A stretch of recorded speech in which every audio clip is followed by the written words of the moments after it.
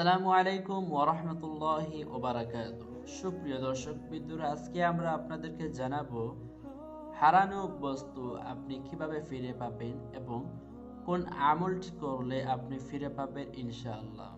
আপনারা সকলেই জানেন আমরা প্রতিনিয়ত আপনাদের উপকারী ভিডিও আমাদের এই চ্যানেলে দিয়ে থাকি। সুতরাং পরবর্তী পরামর্শমূলক ভিডিও পেতে এবং উপকারীমূলক ভিডিও পেতে চ্যানেলটি এখনই সাবস্ক্রাইব করুন এবং পাশের বেল আইকনটি অন করে দিন। সুপ্রিয় দর্শক বিন্দুরা, অনেকেই আছেন জিনিস হারিয়ে ফেলেছেন, হারানোর পর আপনি চিন্তিত পেরেশান। এখন আপনি এই জিনিসটা কিভাবে ফিরে পাবেন, কোন আমল করলে আপনি ফিরে পেতে পারেন, সেই আমলটি আপনাদেরকে জানাবো ইনশাআল্লাহ। কোনো কিছু হারানো গেলে একটি আয়াত 101 বার পাঠ করে খোঁজ করলে আল্লাহর ইচ্ছায় তা ফিরে পাওয়া যাবে। এখন অনেকের মনের মধ্যে প্রশ্ন আসতে পারে, কোন সেই আয়াতটি তেমন বড় নয়, অনেক পরিচিত একটি আমল, একটি আয়াত। এই আয়াতটি হচ্ছে ইন্না লিল্লাহি ওয়া ইন্না ইলাইহি রাজিউন। এই আয়াতটি 101 বার পাঠ করে খোঁজ করলে আল্লাহর ইচ্ছায় তা ফিরে পাওয়া যাবে ইনশাআল্লাহ। তারপর কোনো মাল বা লোক হারিয়ে গেলে তা উদ্ধার করার জন্য অন্বেষণের সময় অধিক পরিমাণে নিম্ন একটি দোয়া পাঠ করলে আল্লাহর ফজলে শীঘ্রই ওই মাল বা ওই লোক পাওয়া যাবে। এই দোয়াটি হচ্ছে ইয়া জামিআন নাসিল ইয়াউমিল লা রাইবা ফীহি ইন্নাল্লাহা লা ইখলিফুল মিআদ ইজমা বাইনি ওয়া বাইনাকা যা।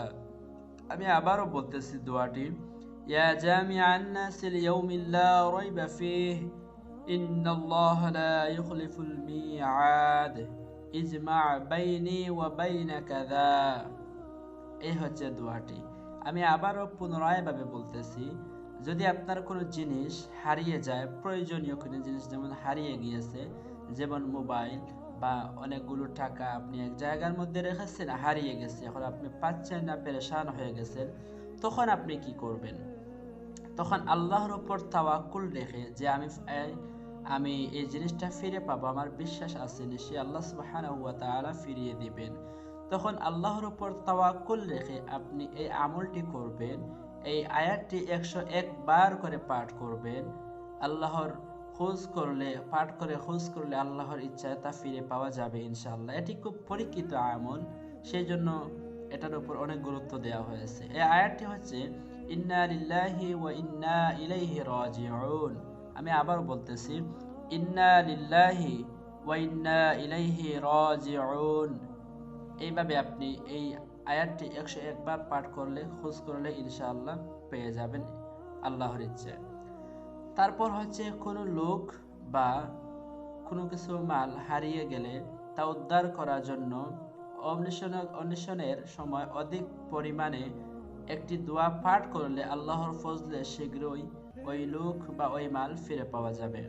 এই দোয়াটি হচ্ছে ইয়া জামিউন নাসিল ইয়াউমিল লা রাইবা ফীহি ইন্নাল্লাহা লা ইখলিফুল মিআদ ইজমা বাইনি ওয়া বাইনাকা যা। আমি আবারও বলতেছি, দোয়াটি একটু খেয়াল করে শুনবেন। যদি না পারেন পুনরায়ভাবে আপনারা ভিডিওটি দেখবেন এবং এই দোয়াটি এবং আয়াতটি শিখে নেবেন।